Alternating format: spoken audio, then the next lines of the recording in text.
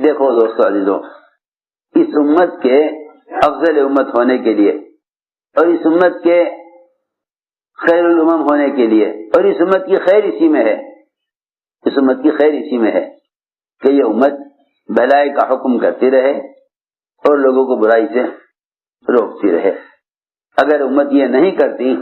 تو یہ امت خیر امت نہیں کہلائے گی۔ پھر اس امت کے ساتھ وہ سب کچھ نہ ہوگا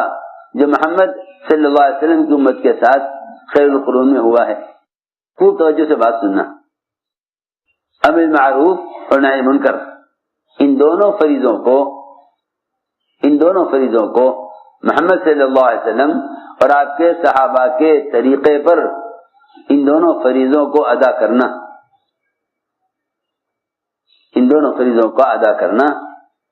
امر معروف اور نہی منکر، ان دونوں فریضوں کو محمد صلی اللہ علیہ وسلم اور آپ کے صحابہ کے طریقے پر ادا کرنا، بس یہی ایمان کی تکمیل کا سبب ہے، بس یہی ایمان کی تکمیل کا سبب ہے، یہی ایمان کی تکمیل کا سبب ہے۔ اس لیے کہ کمال ایمان احادیث میں اسی کو فرمایا ہے، کمال ایمان احادیث میں اسی کو فرمایا ہے کہ جب تمہیں نیکیوں سے خوشی ہونے لگے اور گناہ سے تمہیں غم ہونے لگے تو جان لو کہ تم مومن ہو۔ ہماری بات توجہ سے سننا، سب سے پہلے ہمیں چاہیے کہ ایمان کے کمال کو منکرات سے بچنے اور معروفات کے کرنے میں ایمان کے کمال کو یقین کرو کہ ایمان کا کمال یہ ہے کہ منکرات کی نفرت اور معروفات کی رغبت پوری ہو جائے، منکرات کی نفرت اور معروفات کی رغبت پوری ہو جائے۔ بھائی سنوں میں کیا کہہ رہا، معروفات کی رغبت اور منکرات کی نفرت کو کمال تک پہنچانے کے لیے، معروفات کی رغبت منکرات کی نفرت کو کمال تک پہنچانے کے لیے یہ دعوت کی محنت ہے۔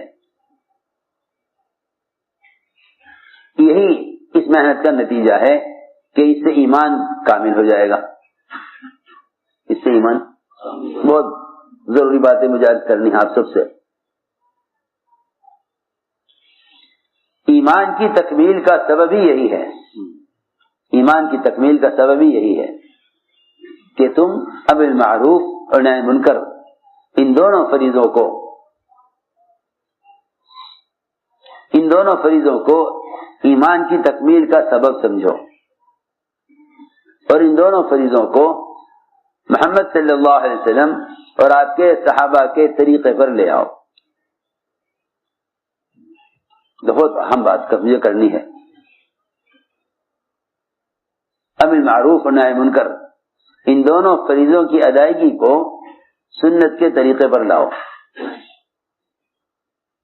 کہ ان کی ادائیگی کا سنت طریقہ کیا ہے۔ یہی وجہ بھی ہے کہ علماء نے لکھا ہے کہ جو شخص اپنے نفس کی اصلاح میں لگا ہوا ہے لیکن دوسروں کو بھلائی کا حکم نہیں کرتا اور دوسروں کو منکر سے نہیں روکتا، اس کا ایمان کامل نہیں ہوگا، اس کا ایمان کامل نہیں ہوگا۔ ایمان کی تکمیل قرآن اس میں بتلا رہا ہے، ایمان کی تکمیل قرآن اس میں بتلا رہا کہ تم بھلائی کا حکم کرتے رہو اور منکرات سے روکتے ہو، یہ تمہارے ایمان کی تکمیل کا سبب ہے۔ یہی وجہ ہے کہ سارے محدثین کے امام ابو ہریرہ رضی اللہ تعالی عنہ خود یہ فرماتے ہیں کہ اس آیت کا مطلب ہی یہی ہے کہ تم خیر امت جب ہو سکتے ہو، اور تمہارے اندر خیر جب ہو سکتی ہے جب تم لوگوں کو منکرات کے ماحول سے نکال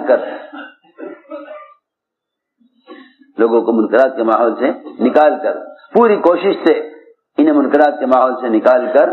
معروفات کے ماحول میں لے آؤ، اور ان کے دل میں اسلام کی رغبت پیدا کرو، تو تم خیر امت ہو سکتے ہو۔ ہم نے عرض کیا کہ یہ دو بنیادی فریضے ہیں، بھلائی کا حکم کرنا، برائی سے روکنا۔ زمانے میں ان دونوں فریضوں کی ادائیگی کا طریقہ سنت سے ہٹا ہوا ہے، آپ سے صراحتاً کہتا ہوں،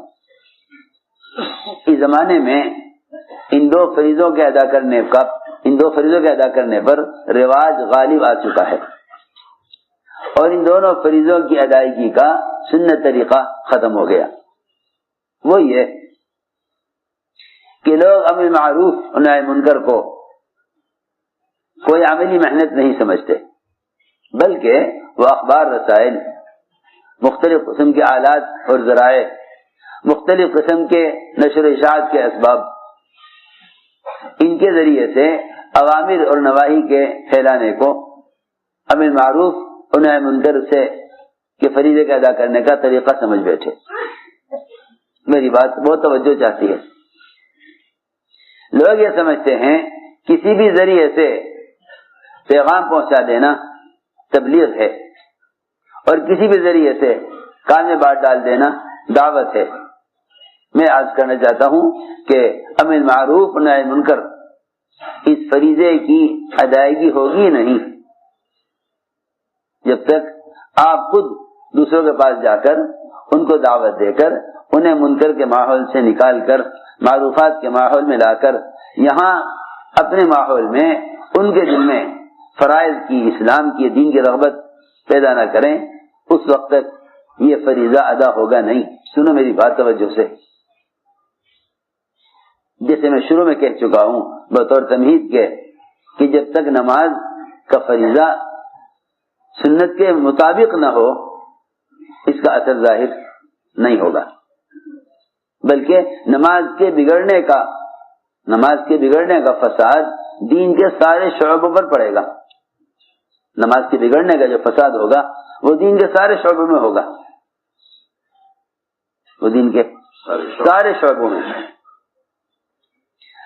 جتنے بھی دین کے شعبے ہیں، معاملات، اخلاق، معاشرہ، اس کے علاوہ جتنے دین کے شعبے ہیں ان سارے شعبوں پر نماز کے بگڑنے کا اثر پڑے گا۔ ایسے ہی امر معروف و نہی منکر، اگر ہم نے ان دو فریضوں کے ادا کرنے میں محمد صلی اللہ علیہ وسلم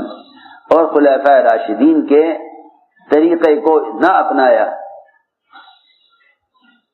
تو جو کام امت کی اصلاح کے ارادے سے کیے جائیں گے، ہماری بات توجہ چاہتی ہے، جو کام امت کی اصلاح کے ارادے سے کیے جائیں گے وہ کام فساد کا سبب بن جائیں گے،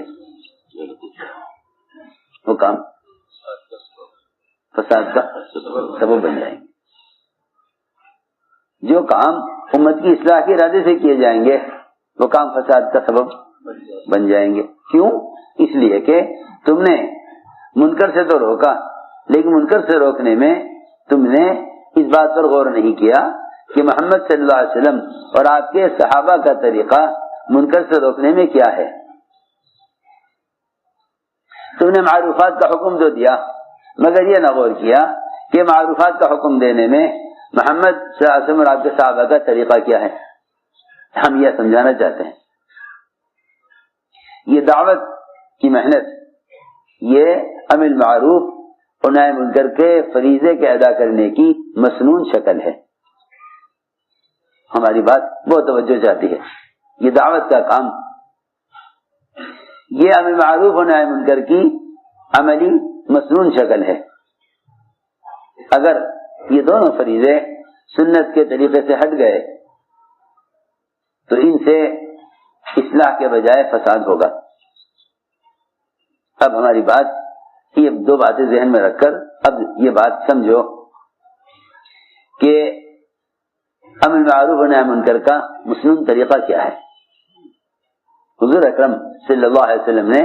منکر کرنے والے کے ساتھ کیا معاملہ کیا، کیا معاملہ کیا امت کو بتانے کے لیے کہ منکر سے روکنے کا کیا طریقہ ہے۔ دیکھو غور سے سنو، اگر کسی کو کسی منکر سے روکنے کے لیے کسی کو کسی منکر سے روکنے کے لیے اگر تم نے طریقہ غلط اپنایا ہے تو اس کا نتیجہ فساد ہوگا،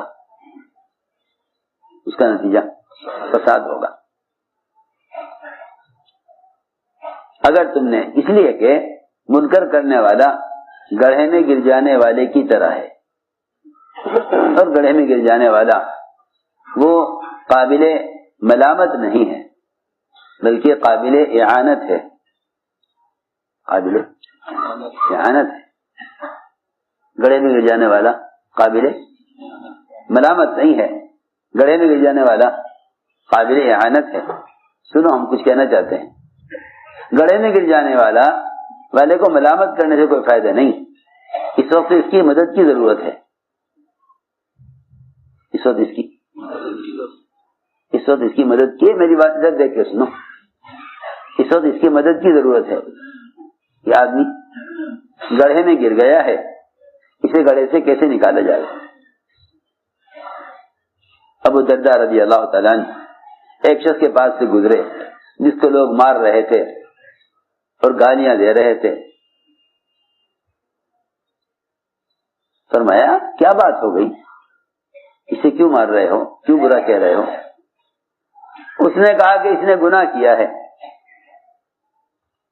اس نے گناہ کیا ہے۔ حضرت ابو درداء نے فرمایا کہ ٹھیک ہے، اس نے گناہ کیا ہے، لیکن تم اگر اپنے بھائی کو کسی گڑھے میں پڑا ہوا دیکھو گے تو کیا اس کو تم مارو گے یا اسے گڑھے سے نکالو گے؟